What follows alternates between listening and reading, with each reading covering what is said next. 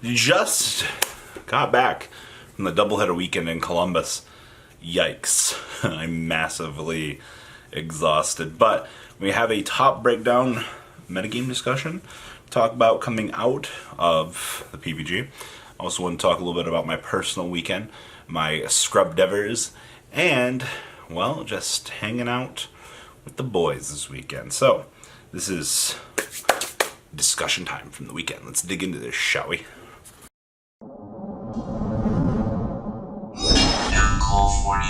I don't think you guys understand the amount of content I have off of the weekend.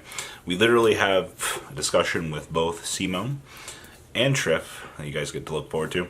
We have a chunk of deck profiles. Oh, so many deck profiles. So always make sure you guys subscribe to the channel so you get those notifications. And, well, you know, just like the video and tell me that you guys like what we're doing. So, got to hang out with Simone and Triff this week. I look like an actual homeless bum in this picture, and it is quite horrible. This is the result of 5 hours of sleep, but it be like that sometimes. So, all in good. Simo is such a nice person. Like, him and Triff, like, I give Triff a lot of crap, but he is genuinely a very nice guy, and it was a pleasure to hang out with Triff and Simo this weekend. I didn't get to hang out much with Mono Blutron. I wish I would have got to see him more. He's also, everybody's fantastic. Like, it's great to see how positive this community is in that regards. All right, that's my 1 minute of sucking off people. All right, PPG Columbus, new ban list. What in the actual what happened here? So, first up, no striker at all in this top cut. Everybody was mind-boggled by that. By the way, they're like, oh, striker will be fine with one Widowmaker. No. Striker actually is pretty much done at this point. I hate to say it. I think we've done it. The reign of terror of Sky Striker is over. But at the cost of getting rid of Striker, you still have to deal with Salad, you still have to deal with Orcust, you still have to deal with everything else in the format. We effectively amputate. So literally, you had 5 fingers. This is what you have now. I hope you're happy. It could have been worse. Actually, they amputated the thumb. This is what you have now. Like, it's that bad. All right, like, I still think come January we will probably see Widowmaker return to 2 to make the deck quote-unquote playable again. But we'll see really how splashable Sky Striker engine itself is. You'll see in the other discussions I have with Triff and with Simo on talking about the future of the metagame. I definitely am thinking that we are going to explore that Sky Striker engine quite a lot in other decks. Like, I'm expecting this to be probably one of the most splashable engines in the game. At least, you know, Orcust is going to play it. You know, we have Chaos Impact right around the corner as well. So there's that. So we ended up having, these numbers are very interesting. So like I said, 0 copies of Sky Striker. Great.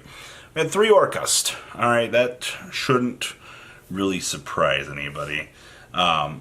So that's 3 pure, and then we had the 1 Lunalight Orcust.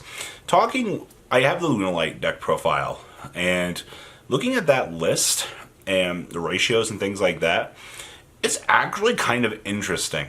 I knew in the back of my mind that Lunalight Orcust would still be a fully functioning deck at this point. I just didn't expect it on the scale that it's going with. You know what I mean?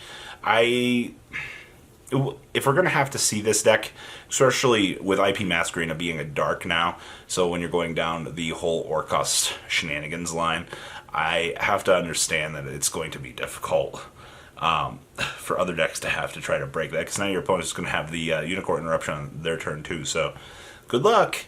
That, and then Pure, of course, Pure is going to be here. There's no doubt in my mind. Pure is going to probably remain to be one of the best, if not the best deck of the format. Now, we only saw 2 Pure Thunder, by the way. I'm not exactly Pure Thunder. Like, this deck is just getting ransacked out here. Like, this deck is doing its darndest to try to keep up in this format. You know, this event had 250 players. In terms of numbers and things like that, I thought we'd expect see more Thunder, but we just didn't actually see much more. Like, I don't know what actually happened. So, there is... These numbers are weird. We had 2 Guru Control. Now, Guru Control ended up running this event, literally. Like, in an event like this, in a week 1 scenario, where players are trying to discover what the quote-unquote best deck is, anti-meta choices like Altergeist, anti-meta choices like Guru Control, I would even go so far, is Mekk-Knight considered an anti-meta deck? I'd almost consider Mekk-Knight that, but when you have just a good, very solid deck that's able to sit things, able to control the game, even Paleo Frogs made a top cut here. Let that settle in, ladies and gentlemen. It definitely goes to show that these grindy metagame choices, these decks that grind against these metagames, it is very likely that we'll continue to see things like this. I expect to see Guru Control. I expect to see Mekk-Knight. Definitely going into the future formats here. I expect to see these a little bit more recurrently. Even if these numbers seem a little bit weird based on the top cut of the metagame. I mean, remember, this is top 16. This isn't top 8 as well. So give it time. We'll see what we generally adjust out of this. Now, as I said, we also had Altergeist. Once again, I think you're always going to kind of see that one Altergeist deck. Same thing with Subterror. Like, they're always going to be there, sitting in the back going, yeah, what do? Like, especially like week 1 when players don't really know what they're doing or where the metagame is going, you're going to see more random sporadic outbursts like this. Only one Salad. Now, this caught me off guard as well.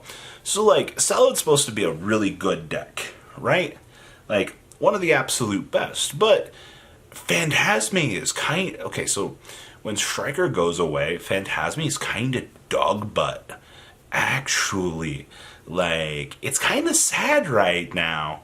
Like, also Nibiru's existence kind of hurts Salad a lot. Like, Salad's a deck that combos very heavily. And if the deck can't combo, it's not going to play the game. So you play the triple will to get through it. And you'll see him, DeBlessen's deck profile from the weekend, that you have a lot more discussion and variance because of these things. Will is definitely one of the better cards that this deck got. Outside of that, we had Dino Shadal. I didn't actually expect that either. Like, that's really spicy. I had a brief discussion with them. Dino Shadal seems very underrated. I do think that this deck will probably be good enough to continuously get invites. There's no reason why it shouldn't be that good. But, I don't know. We'll have to wait and see. And then we had one Infernoid. What year is... Infernoid's also just kind of there. Depending on the event, depending on the region of the event, you will always continuously see this little... I don't know. Noids will always just kind of be there. If we had Grassback, just imagine what we'd be dealing with there. And then we had Mekk-Knight versus Subterror in the finals of this event. What? Like, hello? What a day.